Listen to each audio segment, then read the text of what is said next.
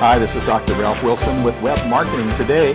I'm in Chicago at the Search Engine Strategies Conference here with Ann Kennedy, who is an expert in the area of search marketing. And I want to look at the big picture today, Ann. Where is online marketing going? There have been lots of things that have been coming fast, maybe too fast. So give us the big picture. Where's it going? Well, the big picture now is coming straight from the engines themselves. They are offering more opportunities, more ways to express what we need to express, whether it's video or using social media. We now know that Bing is formed in a relationship with Facebook, so clearly they have some interest in the social media. We also know from looking at analytics that there is more traffic coming to sites frequently from Facebook or Twitter or YouTube, depending on the tactic, so depending on the topic. So there are so many more, I like to think of them as quivers, like arrows in a quiver, so that a marketer can choose, and it all depends on what the particular audience will respond to and where they are. Facebook seems like it's growing in popularity and use.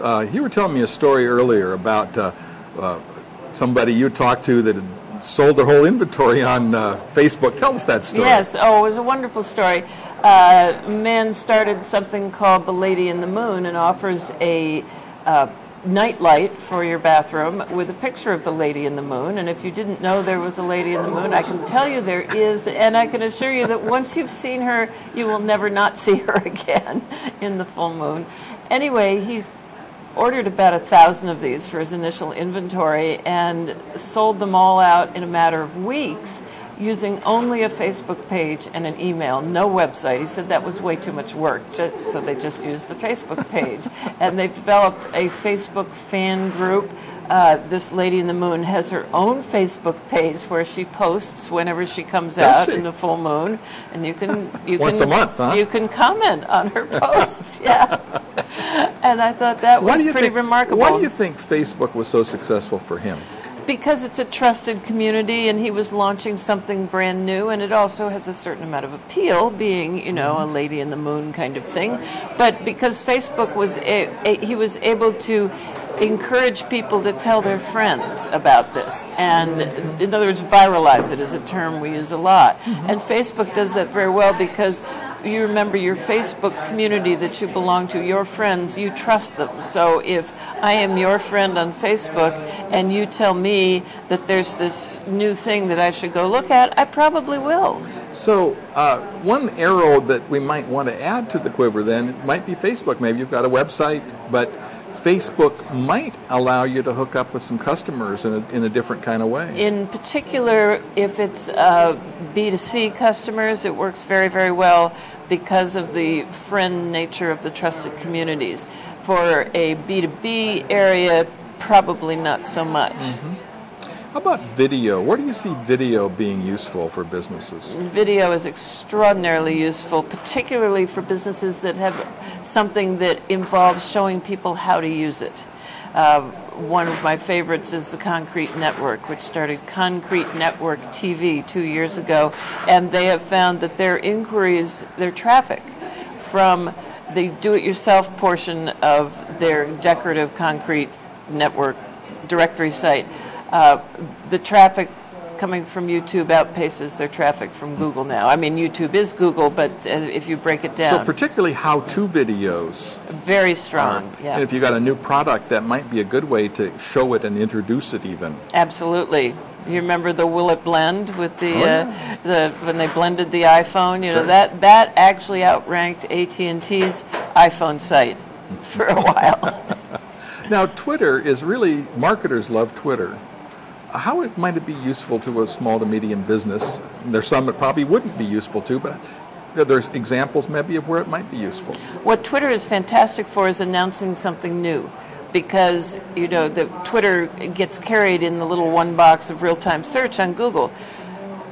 Google is predisposed to pick up something from Twitter as a new announcement, and then it will make its way into the news. You need to back it up, perhaps, with press releases and things like that, and good copy somewhere on a website that you're referring to. But in terms of just being able to announce something, it's become a phenomenal tool, and anybody can do it. You know, it's free. Twitter announcements, though, need to be fairly thoughtfully worded. It doesn't do to just say, brand new today, you know, 40 kinds of pizza topping. You know, that's not really what you're going to do. But if you have a special or a deal or something, it's a good way to get it spread around in Another communities. thing that I see is coming really strong this year is mobile marketing, so that your site is ready for people that want to either find you or make a purchase from you from their mobile device. One of the things that's happening in the mobile scene this year is Google Goggles. Have you seen Google Goggles? Google Goggles, I think it's in beta, and you can Say find it fast, 3 times. Google Goggles. Anyway, tell me about it. Tell me about it. Google Goggles enables you to, it's a downloadable app from Google that you put on your Droid, for instance, and then if you, say you're in Best Buy looking for a camera, you can point it at the camera, and it will not only it will recognize it, which is already pretty amazing. Yes. And then it will find all the other places near you where you are in your town where that camera's for sale and give you the prices. So if you have a local business, optimizing it so it's easy for mobile devices to find and use Absolutely. is big time. Yes, and also optimizing for local search to get into the search one box. Those two, local and mobile, go so close together. It's really hard to separate the two, particularly on a local retail level. And the best place I've found for a comprehensive list of the factors for local search is getlisted.org, which the owner, David Mim, regularly updates with what the new factors are in the local algorithm. The last time I looked, there were 59 different factors, and they are. And obviously, you can't do them all, but you could pick the ones that are the most appropriate. So I'm a small businessman. It seems like the internet world is just speeding along.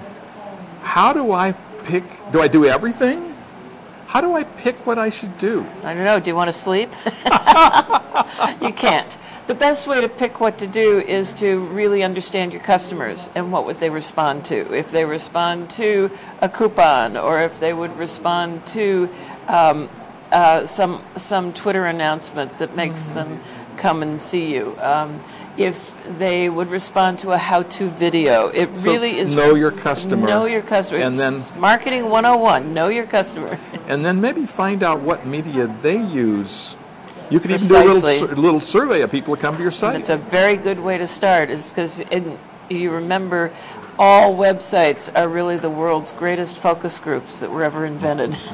Thanks so much for sharing. Tell me about your business and what you do. Well, what we do is SEO in 20 languages around the world with partners in Reykjavik and London, and we have an awful lot of fun doing that international SEO, which is miles more complex when you start working in different languages and different cultures. I am also, with my partners in Reykjavik, now writing the first book on global SEO, Great. Which will be due out sometime next year. Books take a long time to publish. Thanks for sharing with us. Well, thanks for having me. This is Ralph Wilson with